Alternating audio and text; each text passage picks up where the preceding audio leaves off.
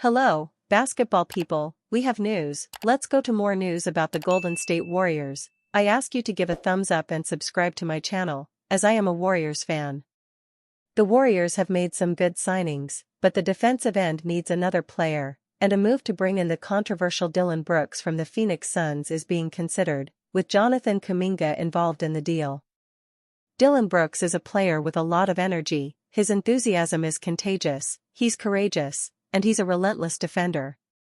These qualities could help the Warriors go far this season, and Dillon Brooks will be an important part of the rotation or even a starter in some games.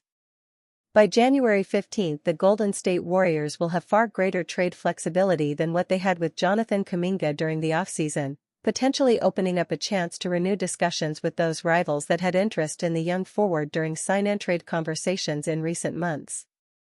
According to NBA insider Jake Fisher last week, the Phoenix Suns still have interest in Kuminga for when he inevitably becomes available again. This time, however, the Suns will have a potential trade piece they couldn't offer the Warriors during the offseason: Dillon Brooks. Warriors could acquire Dillon Brooks in a Jonathan Kuminga trade. Brooks has been a noted rival of Golden State's in recent years, firstly with the Memphis Grizzlies and most recently with the Houston Rockets. He plays the role of villain about as well as anyone in the league, leading to plenty of notable confrontations and verbal stoushes, including with Warrior veteran Draymond Green. Perhaps Golden State would be turned off by their previous experiences with Brooks, particularly when he callously fractured the elbow of Gary Payton II on an unsportsmanlike foul during a second-round playoff series in 2022. Payton re-signed with the Warriors this offseason and would theoretically be a teammate if Brooks wound up in the Bay Area.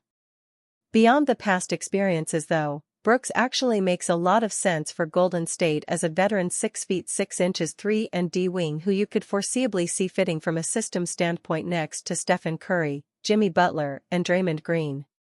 He also makes almost the exact same salary as Kuminga this season, allowing the Warriors to potentially take on the 29-year-old in a way they couldn't have this summer due to base year compensation restraints.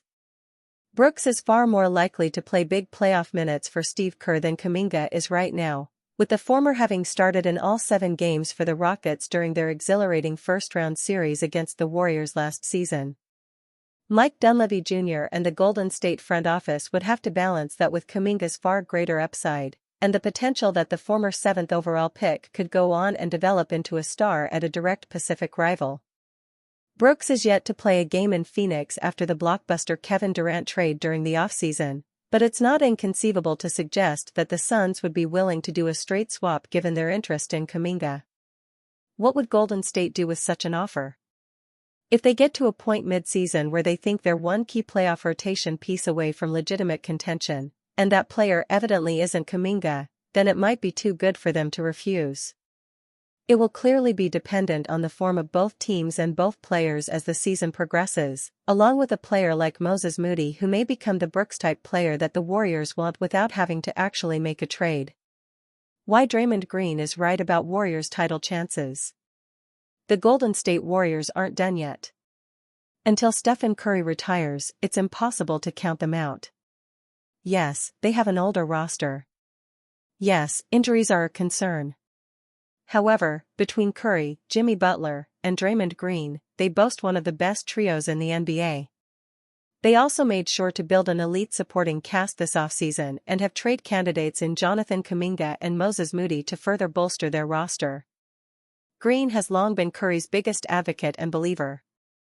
He also knows the end of the ride is around the corner, but it's not over yet. Draymond Green gets honest about title chance.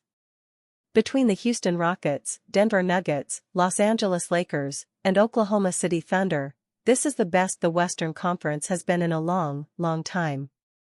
Even with their talent, the Warriors have a tough road ahead of them, although Green is remaining positive, convinced that they can hoist the 5th title of their dynasty.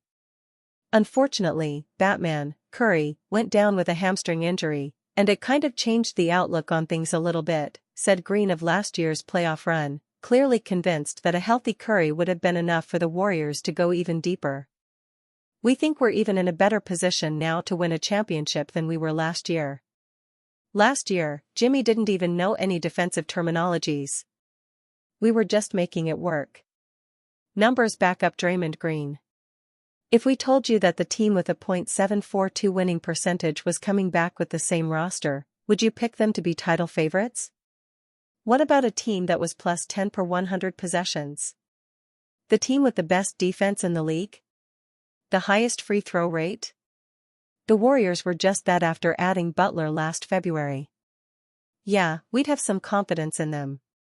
Add in Al Horford, an elite veteran presence who can space the floor, protect the rim, and knows what it takes to win the NBA Finals, and the Warriors should be ready to compete for the finals. If Kuminga isn't traded, it will only be because he continued to take a leap. Brandon Podziemski seems poised to bounce back from a down season last year. The main cast of stars is still in place, as well. Yes, the Warriors are old and possibly injury-prone, but until injuries and ailments pile up, why count them out? Steve Kerr gets brutally honest about Warriors' starting lineup. Game recap: Warriors 129, Trailblazers 123.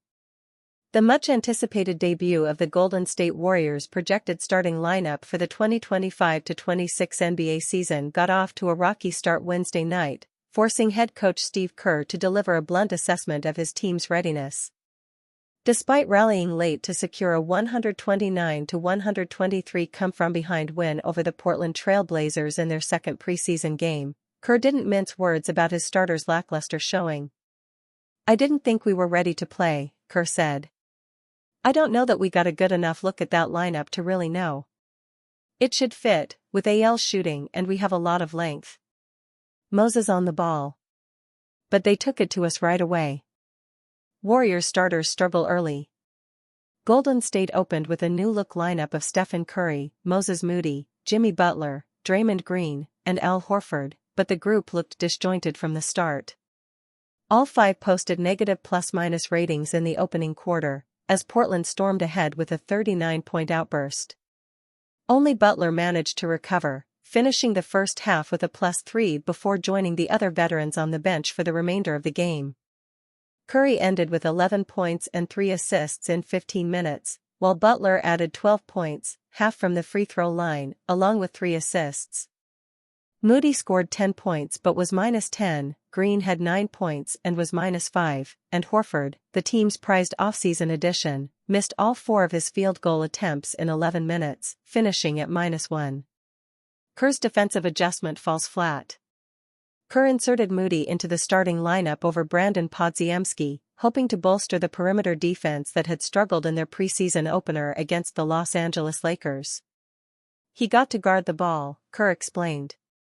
"He got to be in the starting lineup, and he became our point-of-attack defender, like Andrew Wiggins, was before. And so, with Wiggs leaving, that opened a void on this team, because Jimmy's not that." But the adjustment did little to slow down Portland's young backcourt. Shaedon Sharpe led the Blazers with 22 points on 9 of 15 shooting, repeatedly attacking Golden State's defense early. In their previous game, Lakers guard Gabe Vincent had also exposed the Warriors' weak perimeter containment with 16 points. Kerr cites lack of energy, sloppy play. Kerr pointed to effort and execution as the main culprits behind the team's poor start. "I just didn't think we had as much energy and focus as they did," Kerr said. "But it's a good tape to show. You can't turn it over 11 times. A lot of them are careless plays, lack of spacing, that sort of thing. So we'll show them the clips at practice." Golden State committed 12 first-half turnovers and fell behind by as many as 17 points before a second-half surge led by bench players flipped the game in their favor. "We were careless with the ball," Kerr added. "It wasn't a good effort by our team till the second half. Then we got engaged in the fight, and our young guys did a great job. Rocky start not a concern." Despite the rough outing, Kerr downplayed the long-term implications, noting the limited minutes for his veterans and the early stage of preseason experimentation. "Not quite," Kerr said when asked if he had seen all the lineup combinations he wanted. "It's hard, only playing the vets 15 minutes or so. We'll be able to do that here in the next 10 days or so before the season begins." The Warriors have 3 preseason games remaining before opening the regular season against the Los Angeles Lakers on October 21st. Kerr and his staff will use the upcoming stretch to fine-tune rotations and gauge whether the new-look starting five, anchored by Curry, Butler, and Horford, can deliver on its promise of blending shooting, experience, and defensive toughness. For now, their first glimpse was far from convincing. Al Horford names 2 big reasons he was drawn to Warriors. Al Horford is now a member of the Golden State Warriors, but he has admired them for years. He faced off against this team for many seasons and was impressed by how it worked, and now he's excited to be a part of it. Speaking to NBC Sports, Horford opened up about what the Warriors do right and why he wanted to join them. The 2 things that I saw were consistency. With this group, they've been great for so long, and then just the way that they play. You know, that ball movement, and how these guys are getting to their spots, their positions, and really trying to play team basketball. It's something that I've always respected and enjoyed watching them, Horford said. It's so difficult to defend that type of style, Horford said. And that's the one thing that really got my attention here. The Warriors have definitely been a very consistent team for over 10 years. Under the leadership of Steve Kerr, the team has found a strong identity with Steph Curry at the center of it all.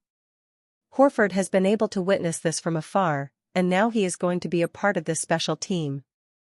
Horford is a smart basketball player, and his set of skills will help Golden State, especially in the front court. But he's a talented three-point shooter and passer as well, so he will assist the Warriors in multiple ways and take some pressure off of Curry and others. Horford looks like a great fit for the system that Kerr and the Warriors have created, and he's happy to be there. 3 major observations from Young Hansen's debut against Warriors. The Young train went off the tracks, but Portland's rookie will be just fine. Young Hansen made his highly anticipated NBA debut with the Portland Trail Blazers, who fell to the Golden State Warriors 129-123 in their first preseason game. Hansen fouled out of the contest, finishing with 4 points, 4 rebounds, 1 assist, and 4 turnovers. Although it's a limited sample size of just 21 minutes, we were still able to see how Hansen finally fared against NBA-level competition, which was one of the biggest question marks surrounding him as a prospect. As expected, it was a mixed bag of both positive and negative takeaways. In those limited minutes, it was already apparent that Hansen still needs time to adjust to the speed of the NBA, needs to figure out how to optimize his strengths in his downsized role, and, most importantly, is going to be just fine. Young Hansen still needs time to adjust to the NBA speed. One reason why Hansen was widely projected to be a second-round pick was due to concerns about how his speed would translate to the faster-paced and more competitive NBA. There were multiple times in which the Warriors exploited that weakness on the offensive end. It was particularly evident in pick-and-pop situations, as Hansen wasn't quick enough to get back to the perimeter to contest Quinton Post, who shot 4 of 9 from beyond the arc. With how many centers are able to effectively space the floor in the modern NBA, this is going to be something that Hansen will need to address. Portland has aspirations of being an elite defense this season, but that will be difficult to achieve if teams are constantly hunting Hansen on that end. Can Hansen's strengths translate to his role? Throughout the offseason, the praise surrounding Hansen was consistent. He's an elite passer for his position with a tremendous basketball IQ. The basketball IQ aspect of his game seamlessly translated to the preseason, as he was frequently in the right place and making the right reads without the ball. But the key phrase here is without the ball. Hansen has an incredibly high ceiling as a potential offensive hub, similar to how Nikola Jokic is utilized in Denver or Alperen Sengun in Houston. However, the issue with that is he's a rookie. He's nowhere near good enough for the entire offense to be run through him at this point in his career. That will make it more challenging to utilize his strengths. He'll have to find other ways to impact winning beyond his elite passing with his solid screens, rebounding, and rim protection. He's going to be just fine. 5.2 million people in China tuned into Tencent's streaming platform to watch Hansen's Summer League game against the Memphis Grizzlies. Who knows how his preseason debut compares, but the hype surrounding him is real. This preseason game showed that expectations should be tempered a bit, but we also shouldn't overreact to just one game. Hansen looked a bit nervous to start the game, finishing his first rotational shift with just 1 foul and 1 turnover in the stat book after 5 minutes of play. He finally settled down in the second half, showing flashes of the upside that justified Portland's first-round gamble. It was also evident that Hansen, along with the rest of Portland's frontcourt, missed Scoot Henderson in this contest.